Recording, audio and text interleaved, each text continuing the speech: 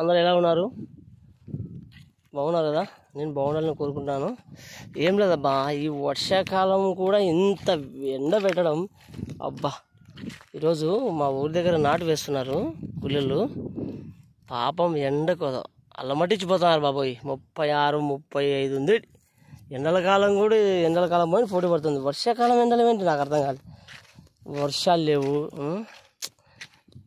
చాలా ఇబ్బంది పడిపోతున్నారు రైతులు. నాటు వేస్తున్నారు.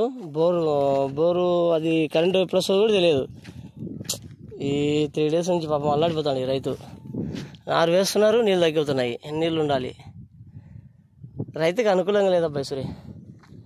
వర్షాలు లేవు, ఎండలు ఎక్కువైనాయి. రైతు బాధ ఎవరికి చెప్పుకోవాలో అర్థం కాదబ్బా. అయినా పాపం వాన రాకుంటేమని చెప్పేసి బోర్తో నీళ్ళు కట్టి 6 ఎకరాలు వేశాడు. ఈ రోజుకి అయిపోతుంది నారు వేసేది. అయితే వర్షం పడితే పంట బాగా వస్తుంది. అది అందరికీ ఆనందంగా ఉంటుంది.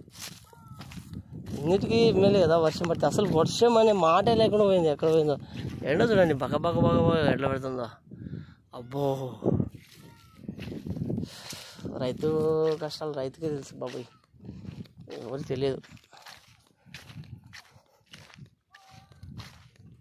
ఎండాకాలం కంటే ఎక్కువైపోయింది ఎండ. కూలీలు ఇబ్బంది పడుతున్నారు, రైతులు ఇబ్బంది పడుతున్నారు. ఒక్క వాన దేవుడా, ఒక్క వాన పడితే అంత చల్లగా ప్రశాంతం, అంత చల్లగా అయిపోతుంది. ఓకే మరి ఫ్రెండ్స్, బాయ్.